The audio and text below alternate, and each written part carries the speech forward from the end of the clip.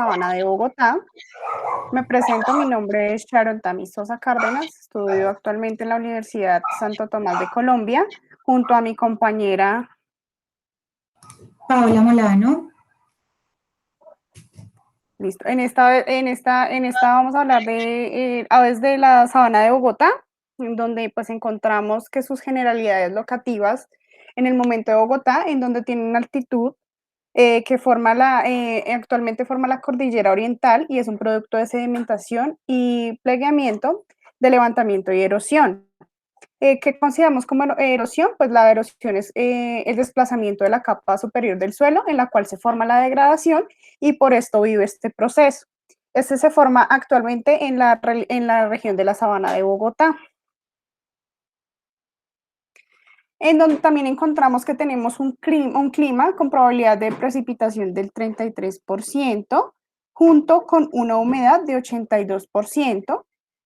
También tenemos un viento a 5 kilómetros por hora con una probabilidad de precipitaciones del 33%, con humedad de 82% y con un viento a 5 kilómetros.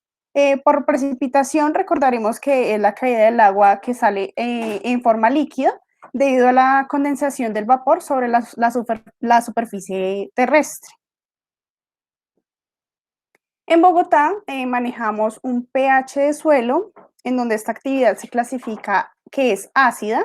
Por ácido se significa que es un compuesto químico que se disuelve en el agua, pero se produce por una solución de un catión y es mayor a un pH de 7 puntos. También manejamos que en esto encontramos es alcalino y maneja un pH de 11 según el pH óptimo que se encuentra en el suelo. Por alcalino, pues tomamos que es una sustancia con propiedades básicas con un pH mayor también a 7. El agua de Bogotá contiene un pH de magnesio, que el magnesio pues es considerado como un metal alcalino, maleable y ligero. En esta situación utilizamos un 1 más con un cloruro de 5, en donde el cloruro es un compuesto químico soluble en agua y es muy abundante en la naturaleza, lo podemos encontrar en todas partes. En este momento manejamos 5. Tenemos el sulfato, que también manejamos 5, el nitrato, en el cual es una combinación de ácido nítrico y es una base que se emplea con oxidación en riqueza del nitrógeno. Manejamos también el cloruro residual con el 0.5, donde pues se le llama así, puesto que se genera en el agua después de transcurrir el estado de en donde se aplicó. O sea, el tiempo de aplicación se le llama el resultado del cloruro residual, es el mismo cloro. Listo, con un resultado del pH del 7.1 y el 7.7, con unas unidades de conductividad de 50 microbios por centímetros encontrados en el agua. También queremos enfatizar que pues en Bogotá encontramos 15 humedales y 3 parques nacionales. Entonces los humedales, por ejemplo, tenemos el humedal La Capellanía, en la cual queda ubicado en la zona de Fontibón. Tenemos el humedal Córdoba, en el cual queda eh, ubicado en Lagos de Córdoba, se llama este barrio. Tenemos el humedal del Burro, la cual es de la localidad de Kennedy. El humedal perdón, qué pena, de Jaboque, en el cual se encuentra en Engativá. El humedal de Juan Amarillo, en el cual se encuentra situado en Suba y en Engativá. El humedal de la Conejera, el cual se encuentra en el lugar de Suba. Tenemos el humedal de la Isla, que queda situado en la localidad de Osa. Humedal de la Vaca, en la cual se encuentra situado en Kennedy. Humedal de Medrano del Say, este se encuentra distribuido entre Fontibón y el municipio de Mosquera. También encontramos el humedal de Santa María del Lago, el cual se encuentra ubicado en Bogotá. También encontramos humedal Salitre, que es en el barrio Salitre y alrededor de Barrios Unidos. Humedal del Techo en la localidad de Kennedy. Humedal de Tibanica, que su nombre es muisca, lo encontramos en la localidad de Osa, humedal de Torca y Guaymaral, ese se encuentra ubicado entre Suba y Usaquén. También tenemos humedal del Tunjo, en la cual es Tunjuelito y Ciudad Bolívar, y alrededor encontraríamos dos parques y el Jardín Botánico, en el cual es el Parque Nacional, que se encuentra en el sector de Chapinero y Carrera Séptima. Tenemos también el Parque Simón Bolívar, que cubre la vía de la Carrera 68, y el Jardín Botánico, que se encuentra por la Avenida Rojas.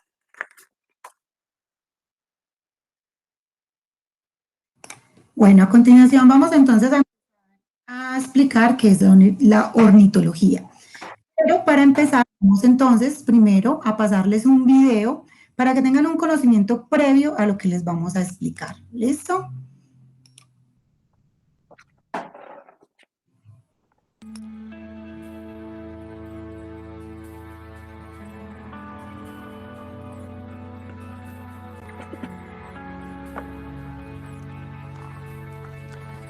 No es nada raro que muchos libros sobre pájaros dediquen un apartado a la forma de los picos y de las patas. Los picos nos dicen qué comen esas especies, mientras que las patas nos hablan de su hábitat. Ambas cosas sirven además como criterio de clasificación y de identificación de las especies. En el siglo XIX, Charles Darwin, durante su famoso viaje a las Islas Galápagos, observó que los pinzones tenían distintos picos según el alimento disponible en cada isla. Esto le ayudó a formular la teoría de la evolución por selección natural.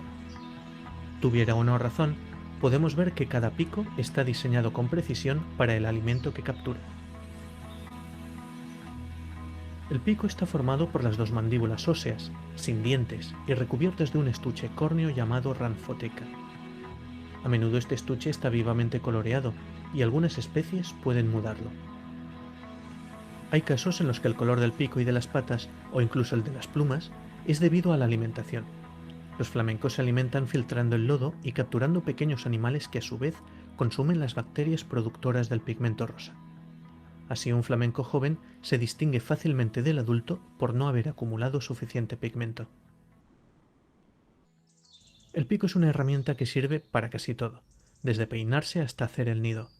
Aunque para beber es un engorro, ya que no permite sorber, sino que hay que llenarlo como un cazo. Lo normal, sin ninguna duda, es que se utilice para comer. Buscar comida en el agua es una complicación. Los cisnes necesitan unas patas adecuadas para impulsarse cuando nadan. Los dedos están unidos por una membrana y las patas están situadas más hacia atrás, así que cuando caminan ponen de manifiesto su torpeza. Algunas aves acuáticas se sumergen totalmente y bucean. En este caso, cada dedo es independiente, pero sigue teniendo una forma aplanada para facilitar la natación. Para capturar presas pequeñas, los picos son también pequeños y muy finos. Las aves insectívoras son muy voraces y eliminan diariamente grandes cantidades de insectos molestos para las personas, como por ejemplo los mosquitos. Para atrapar presas más grandes, las aves rapaces son las expertas. Las adaptaciones que presentan les confieren una gran eficiencia para cazar. El pico curvo y ganchudo está preparado para desgarrar la carne.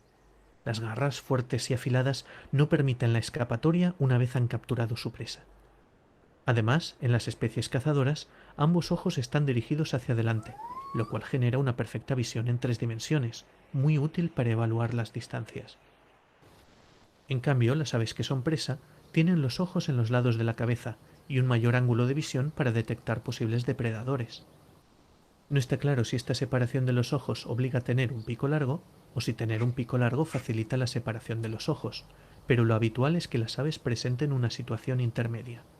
Las garzas, con su pico en forma de puñal, pueden arponear ranas y peces con precisión, a la vez que están atentas a la presencia de enemigos.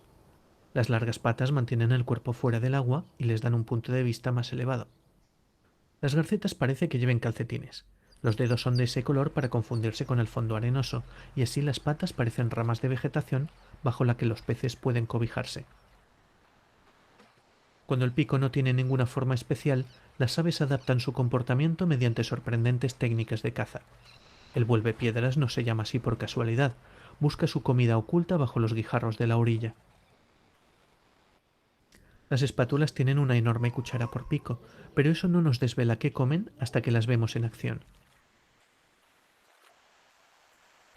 La llegada de un banco de pececillos no solo ha traído a las espátulas. Un grupo de molestos cormoranes se suma a la fiesta.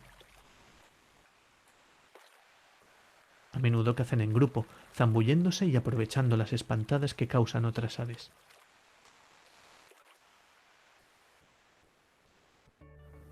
Como vemos, las aves tienen una gran variedad de picos y de patas adaptados a los hábitats concretos en los que viven. Está en nuestra mano conservar estos ecosistemas para que en el futuro podamos seguir hablando de cosas de pájaros.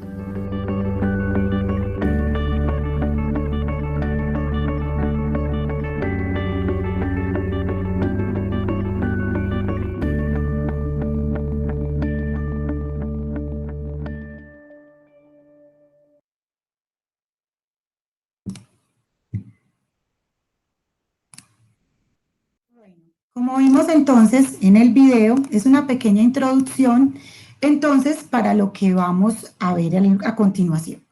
Sabemos entonces que Bogotá tiene muchos atractivos turísticos, como nos los acaba de contar la compañera, muchos atractivos naturales, y entonces esto permite que el interés de la observación de aves haya crecido en Colombia de una manera muy significativa en los últimos años. Cada vez son más quienes de manera individual o colectiva encuentran entonces un atractivo en el avistamiento de aves y en el disfrute de solo verlas, de contemplar la naturaleza, la oportunidad entonces para explorar espacios diferentes.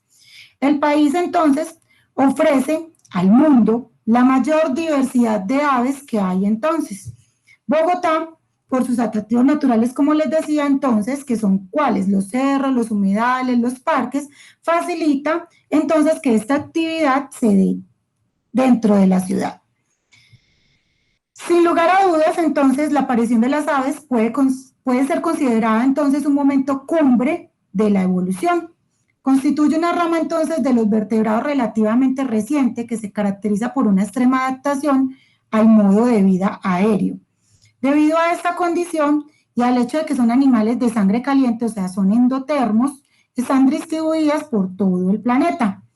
Su relación entonces con el hombre data de tiempos muy antiguos y han sido incorporadas entonces a las tradiciones, a las leyendas y a la religión, como lo podemos ver entonces en la Biblia.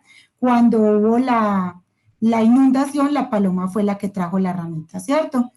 También han sido domesticadas como mascotas, son cazadas y actualmente son entonces además una fuente de recreación para los observadores de aves que se encuentran en la ciudad. En Bogotá podemos encontrar entonces 176 especies diferentes clasificadas por su hábitat, por su alimentación, por su endemismo, su estatus y su distribución.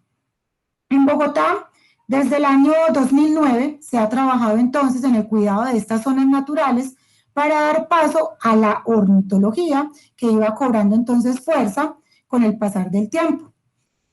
La ornitología es la rama de la zoología que se dedica al estudio de las aves en sus numerosos aspectos, como vimos entonces en su alimentación, su comportamiento, en la diferencia de sus patas, de sus picos, entre otras.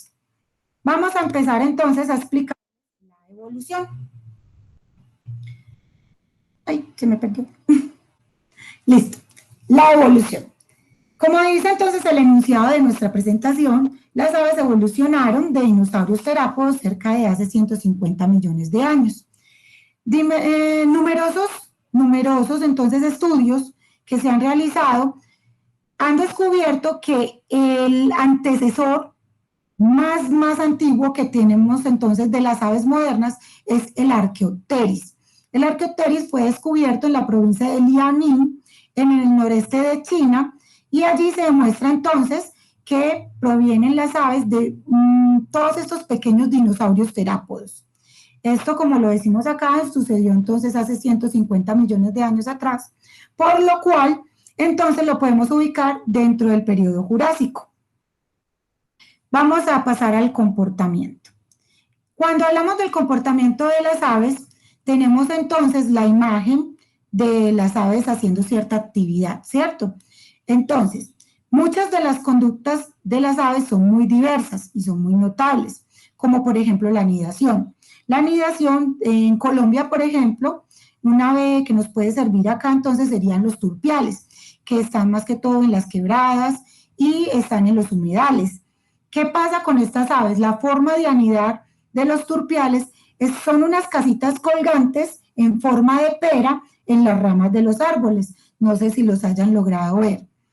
También tenemos entonces en este comportamiento la alimentación de las crías, tenemos las migraciones, la forma del apareamiento, la tendencia a asociarse en grupos, porque hay ciertas aves, es el ejemplo entonces acá de traer, por ejemplo, los conocidos gallinazos, que siempre los vemos en grupos, en manadas o en bandadas, como se dice entre las aves. Tenemos también la comunicación entre las aves, que es muy variable y puede entonces implicar señales visuales, pueden implicar entonces llamados y cantos.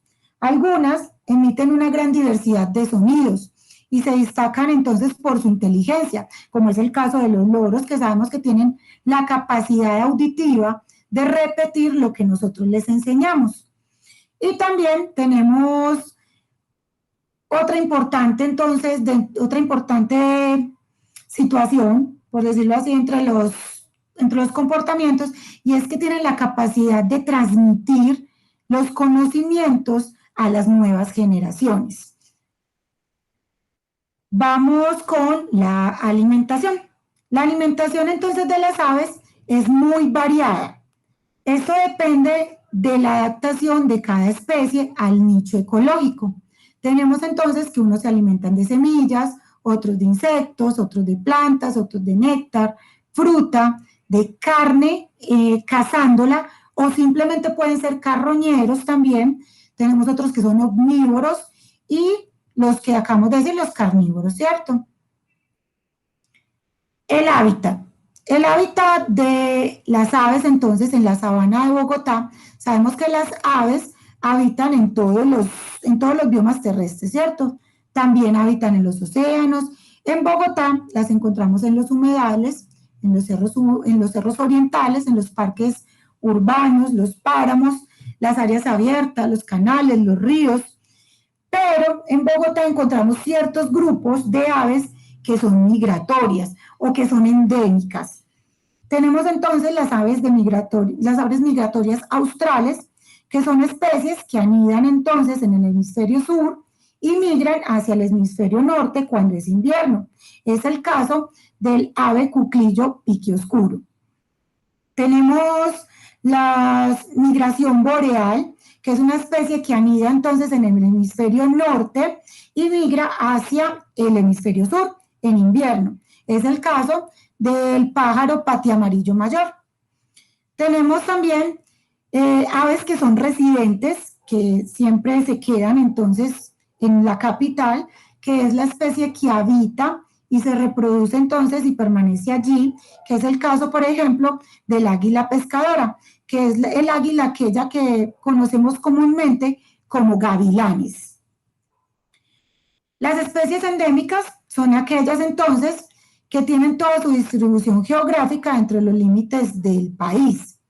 Una especie entonces endémica tiene su distribución dentro de los límites de Bogotá y son, por ejemplo, el caso de la tingua moteada, el colibrí picoespina, que lo vemos mucho en los jardines, y el pájaro cascabelito. Tenemos la reproducción, la reproducción, que sabemos que las aves obviamente se reproducen sexualmente, o sea que necesitan entonces de un gameto masculino y uno femenino para poderse reproducir y presentar una fertilización interna, ¿cierto? Por lo tanto, machos y hembras deben de aparearse para que la reproducción ocurra. El apareamiento generalmente es precedido por un cortejo. En la mayoría de las aves suele suceder que la hembra y el macho se distinguen por ciertos colores. Entonces, digamos que, por ejemplo, el macho presenta unos colores vivos, como es el caso de los pavos reales, presenta unos colores muy vivos, mientras que las hembras son solo de café, de color café, ¿cierto? En la mayoría de las especies, los padres son los que cuidan los huevos hasta que estos eclosionan. Y muchas veces todo este apareamiento ocurre en primavera. En Colombia tenemos entonces que en el hemisferio norte la primavera inicia el 20 de marzo y termina el 21 de junio. Pero en el hemisferio sur comienza el 22 de septiembre y concluye el 21 de diciembre. ¿Por qué se aparean los pájaros entonces en la estación primaveral? Ellos se aparean es porque la estación primaveral posee el clima idóneo para que los huevos incuben fácilmente, ya que las noches son frías y los días son entonces soleados. Vamos a pasar a la clasificación taxonómica. Dentro de la clasificación taxonómica, entonces, sabemos que las aves se diversificaron entonces en una amplia variedad de formas durante el periodo Cretácico. Muchos grupos retuvieron ciertas características primitivas, como son las garras, como son las alas, los dientes, porque hay especies que tienen dientes para poder entonces cazar, y la cantidad o el tamaño de los dientes se fueron perdiendo también con el tiempo, ¿cierto? Tenemos entonces esta evolución que llega hasta el punto de las aves modernas. Tenemos como puntos o factores importantes dentro de esta evolución que las aves primitivas tuvieron un cambio en la cola. La cola antes era muy larga y ahora es más corta. A esto se les llamó aves opuestas, porque ellas entonces perdieron este largo de la cola para poder volar más fácilmente y poder cazar con más facilidad. Tenemos también una especie que data entonces de la evolución de los pingüinos, que sabemos que es un ave que no vuela, sino que nada, ¿cierto? Y se da en el periodo Mesozoico. Estas aves se llamaban esperoniformismas. Estas aves, entonces sabemos que se dedicaban a cazar y que perdieron toda la capacidad de volar. Por ende, entonces se dedicaron a ser primariamente acuáticos. Las aves conforman una clase de animales entonces vertebrados con más de 18.000 especies distintas. Todas poseen entonces ciertas particularidades que son muy comunes entre ellas. Quizás la más característica sean entonces las patas y el pico, pues todas las aves poseen uno, pero cada especie ha evolucionado adaptándolo al entorno en el que viven para mejorar sus funciones y poder sobrevivir. Estas funciones son no solo alimentarse, sino también defenderse, aparearse, regular la temperatura corporal o simplemente construir sus nidos. Vamos a explicar entonces los picos que existen de las aves. Entonces, tenemos primero las aves carnívoras. Las aves carnívoras, como su nombre lo indica, son aquellas entonces que se alimentan de carne, ¿cierto? De otros vertebrados. Estas poseen picos fuertes y en la parte superior poseen una forma de gancho con la cual sobresale para poder entonces ser, ¿cómo dijera esto? Ser entonces engarzada, por decirlo así, y fijar su presa, ¿cierto? Es el caso entonces de las águilas, los halcones o los buitres. Tenemos las aves granívoras, que son aquellas que poseen un pico muy, pero muy pequeñito. Es un pico gordito, un pico robusto, muy corto, con una forma cónica y les permite entonces alimentarse de las semillas. Un caso entonces muy conocido acá son los gorriones, son los canarios que tenemos en casa.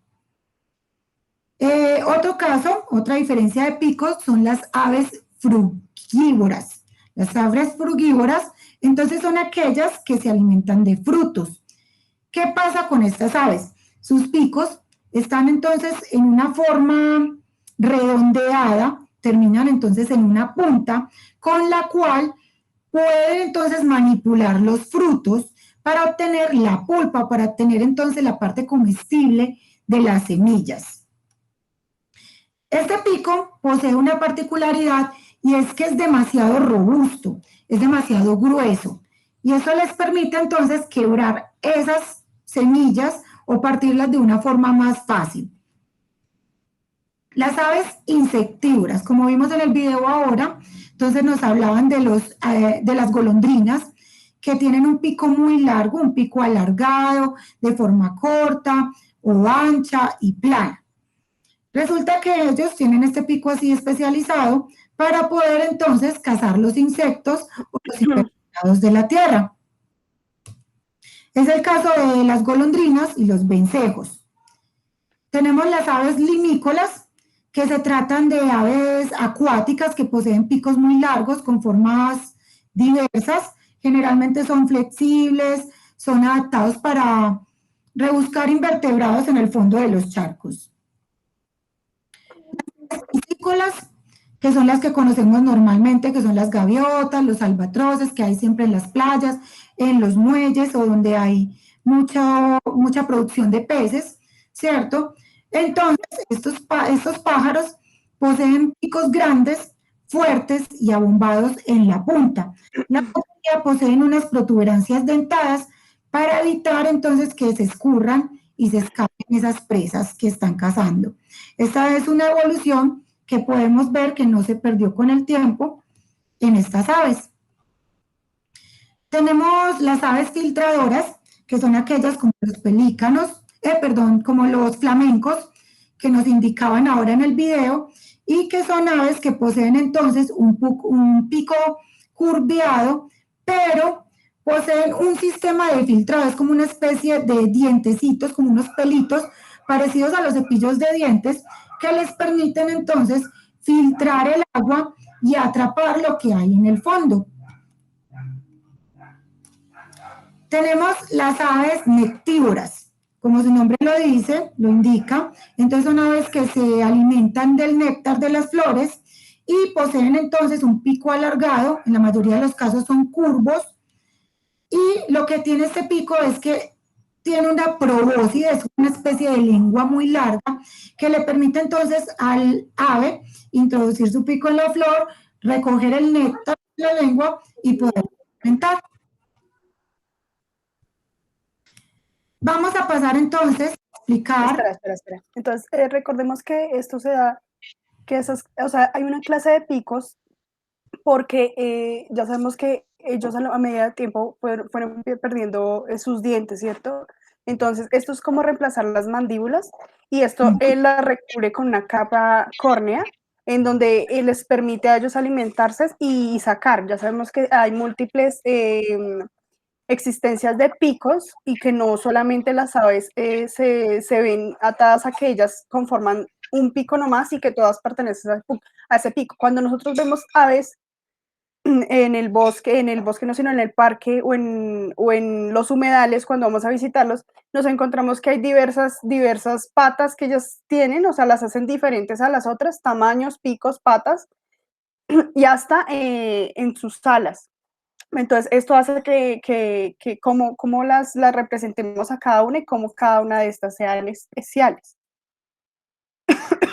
Exacto, como dijo la compañera, entonces para clasificar las aves debemos de mirar entonces esas diferencias en sus picos. También debemos entonces tener en cuenta la forma de las patas. Existen muchas diferencias en las patas y estas se basan no solo en que sean palmadas y que tengan unos tejidos entre los deditos, sino que también es la posición de los dedos, ¿cierto? Por ejemplo, tenemos las patas anisodáctilas, que son las que vemos en las aves de cacería, en las aves rapaces, ¿cierto? En donde estas cuentan con 4 dedos en total y estos se orientan entonces hacia atrás hay un dedo, pero hacia adelante hay otros 3. Esto le permite un agarre de la presa. Tenemos también las patas cigodáctilas, que son aquellas que tienen 2 dedos hacia adelante y 2 dedos hacia atrás. Generalmente, entonces, esta especie se encuentra, por ejemplo, se encuentran los carpinteros, se encuentran los loros, y las patas las tienen así para poderse entonces trepar por los árboles de una manera más fácil, sin dañar entonces las cortezas de los árboles. Tenemos las patas heterodáctilas, que son aquellas que le sirven a las aves o les permiten posarse en las ramas de los árboles durante mucho tiempo sin cansarse. ¿Qué pasa en estas paticas? Estas paticas tenemos entonces dos dedos que apuntan hacia atrás y dos hacia adelante, como es el caso entonces de las cigodáctilas, pero en este caso los dedos de atrás son el segundo y el primero. Tenemos las patas sinodáctilas que sirven para posarse en las superficies planas de manera cilíndrica, ¿cierto? O sea, que son demasiado lisas, y esta la poseen entonces algunas aves, como el pescador, por ejemplo, el pescador, que es un ave entonces que utiliza los dos dedos y el tercer y cuarto dedo, los utiliza entonces para poderse apoyar en estas bases cilíndricas y agarrarse. Tenemos las patas pamprodáctilas, que son aquellas en donde sus dedos se orientan hacia adelante para poder entonces colgarse de las ramas y las estructuras. Esto pasa más en las aves como los vencejos.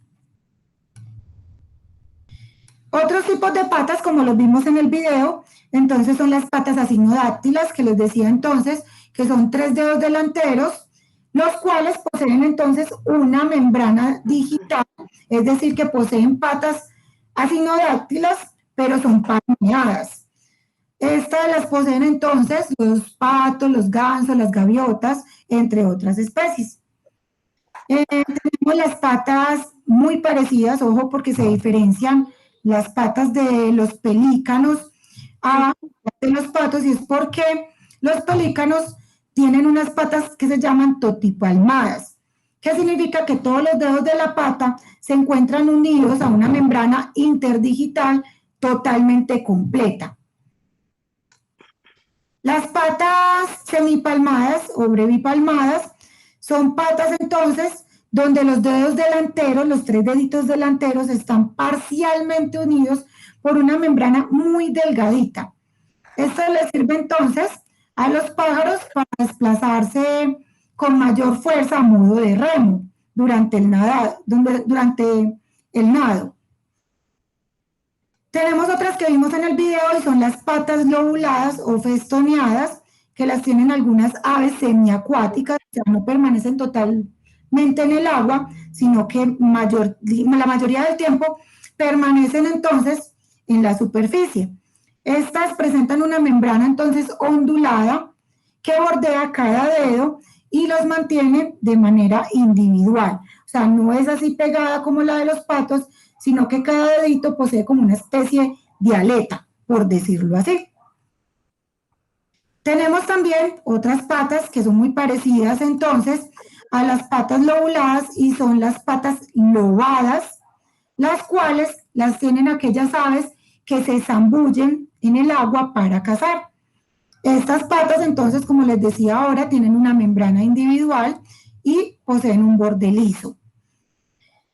Debemos tener en cuenta entonces que la clasificación taxonómica de las aves no solo está determinada entonces por las características físicas de las aves, en cuanto a las patas, en cuanto a los picos, sino que también existen clasificación en cuanto a su alimentación, en cuanto a su hábitat, ¿cierto?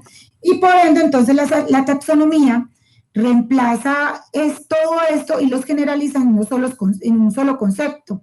Tenemos entonces, por ejemplo, que las aves pertenecen al reino Animalia, pertenecen al filo Chordata, o sea, a los cordados, a un subfilo, que es el vertebrata, o sea, los vertebrados, pertenece al infrafilo Ganastotoma, siempre es muy difícil, Ganatostomata, y a la superclase Tetrápoda. Pero la clase que conocemos nosotros, según Linneo, es entonces la clase de las aves. Compañera, te doy la palabra para que... Listo. En nuestras especies de aves encontramos la clasificación en el libro rojo, en donde tenemos las aves introducidas,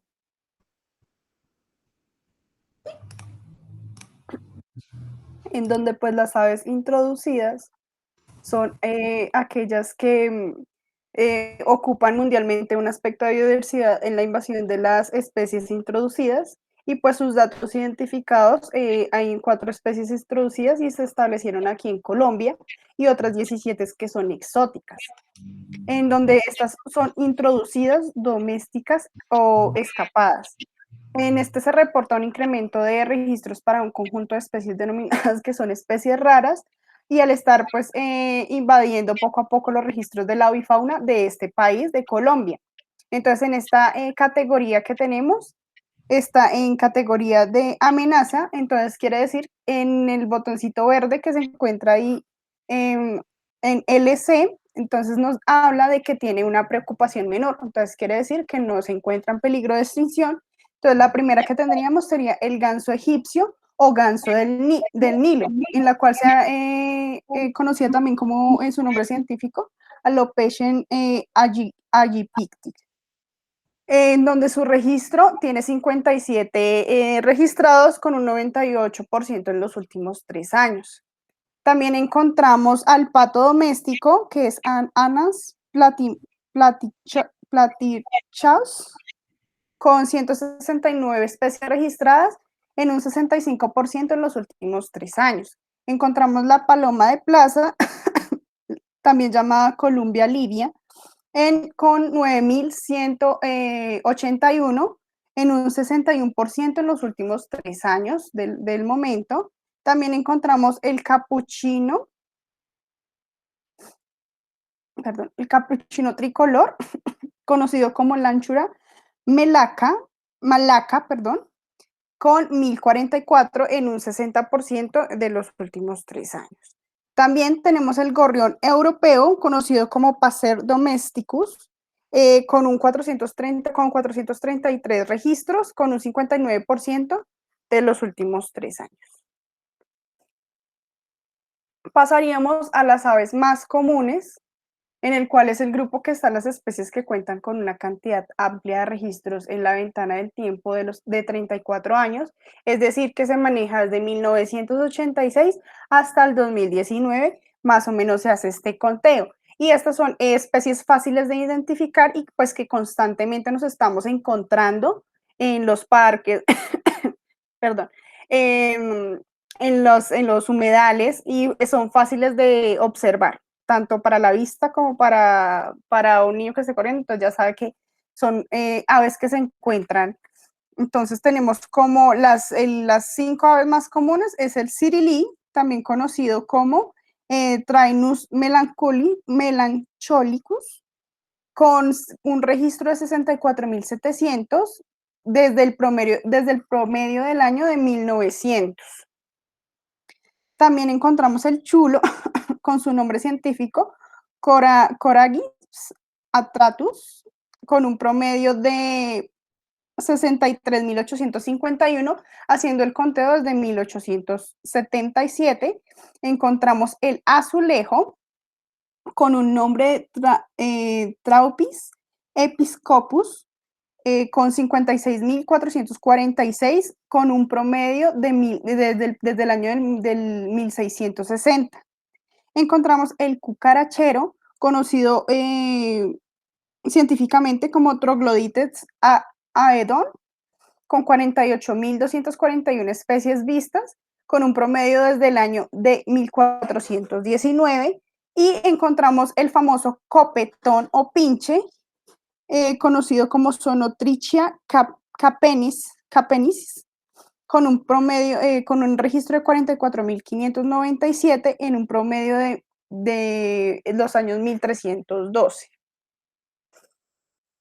Pasaríamos a las aves que están en especie de amenaza. Esto quiere decir que se resaltan a las especies endémicas y amenazadas que pues han contado con un mayor número de registro, en donde el cacique candela se encuentra en un estado vulnerable, en este momento registra 3.197 especies. Tenemos el arañero embridado, conocido como Myclipis cospillata, con 2.481 especies, con una tabla de casi amenazada, es decir, aún no está amenazada, pero está en riesgo de amenaza.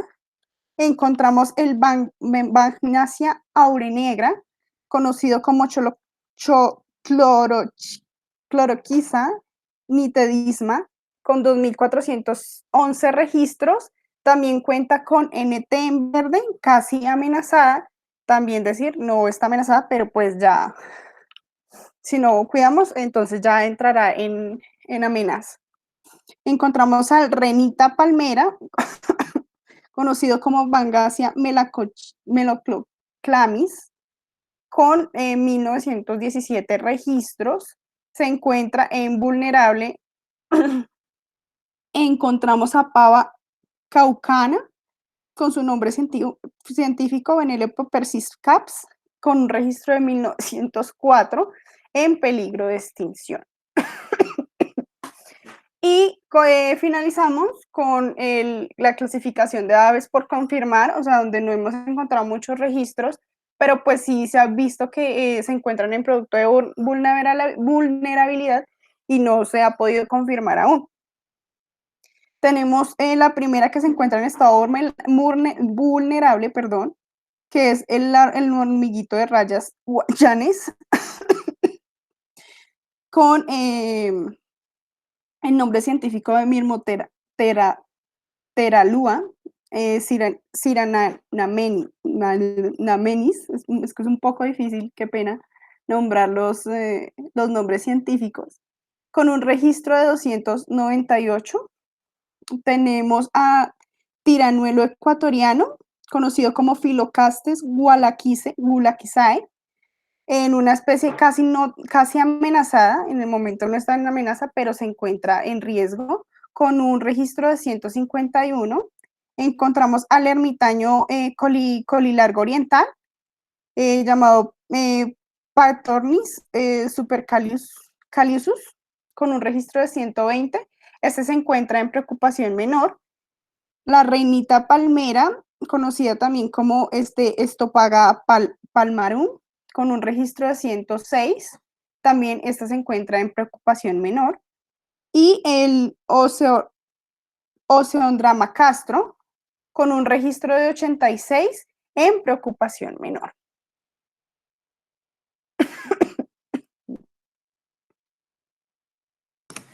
Bueno, para recordar entonces que en el listado, ¿cierto?, de lo que se llama la lista roja de la UICN, este listado se hace siempre entonces durante los meses de enero, abril, septiembre y diciembre, haciendo entonces un conteo total de la población de las aves o de los organismos de las especies que estemos hablando y que estén dentro de esa lista. Ellos se basan más que todo en la disminución de vistas de esta especie para poder entonces basarse en el estado actual en el cual está en riesgo, ¿cierto? Tenemos entonces que es importante conocer el riesgo de la extinción.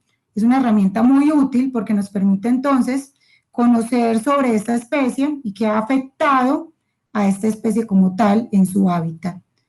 Bueno, voy a mostrarles entonces ahora para terminar. Regálenme un segundito, yo voy avanzando por acá. Tenemos entonces para terminar unos juegos en los cuales ustedes van a encontrar dentro del link de la presentación que está disponible en la página web que fue publicada, ¿cierto? Tenemos primero entonces los picos de aves y su función. Es un juego, ya se los voy a poner por aquí. Esperemos que está cargando la pantalla para que tengan entonces una vista previa de cómo funciona. De igual manera, la presentación trae la explicación de la clase de picos y patas para el juego. Entonces, como anteriormente lo habían mencionado, el juego trata sobre la explicación que se dio de cada pico que tiene el ave y cuál es el que le corresponde. Exacto, entonces le damos acá donde dice jugar y eso es lo que nos vamos a encontrar. Entonces vamos a buscar, por ejemplo, cuál come carroña, cuál come semillas. Digamos que come semillas, entonces son de arrastrar, ¿cierto? Ya Sí. encontramos Oh, y así sucesivamente, ¿cierto? Este es el juego entonces de picos y aves, ¿listo? Tenemos entonces, volvemos acá y tenemos entonces un videojuego educativo donde podemos entonces también aprender sobre las aves de la sabana de Bogotá.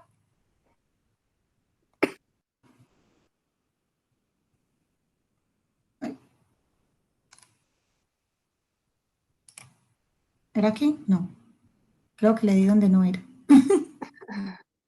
no salió. Suele suceder, errores técnicos. Aquí salió el botoncito. Ay, ¿Sí te cargo? me está cargando como cortito. No está todo el juego como tal. Espera. Mira a ver si de pronto a ti te da que no me quiere cargar acá. Espérate, ya miro. De pronto creo que es por lo Listo, ya cargó. ¿sí? Sí, Entonces te voy a espera. compartir para que la compartas. Sí. Espera. Dale.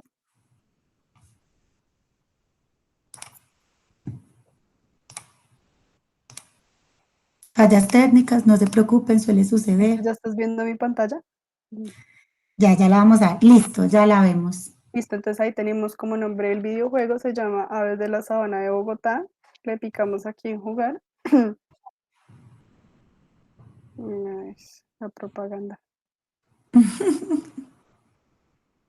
Se desconectó.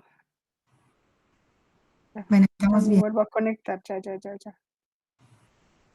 Errores técnicas. ¿Ya están viendo la pantalla? Sí. Listo. Ah, te Entonces sí. aquí ya entran, pican aquí a jugar y empieza a salir en qué nivel está del juego. Entonces encontramos la tingua, es como un concéntrese, entonces lo vamos a encontrar, lo vamos a buscar, ya encontramos al turpial, por ejemplo. Vamos a buscar a la garza o al copetón, ¿cuál encontramos primero? Un concéntrese ahí para desarrollar sobre las Ese fue aves que suerte. encontramos en Bogotá. Señora, Ese fue suerte, apareció de una. sí, fue suerte, mejor dicho. Pero creo que no era acá, ¿cierto? Ah, no, mire. Pura suerte, de principiante. Y de eso se trata el juego. Es repasar entonces en este juego es ver aves que hay en la sabana de Bogotá, que estuvimos viéndolas durante toda la explicación, ¿cierto? Bueno, no siendo más, muchísimas gracias por habernos acompañado. Esperamos. Agradecemos mucho su participación y qué pena yo haber estado en estas condiciones, pero pues precisamente una semanita de gripa, entonces mil disculpas con ustedes. Listo. Hasta luego, hasta una Hasta próxima. luego, muchas gracias.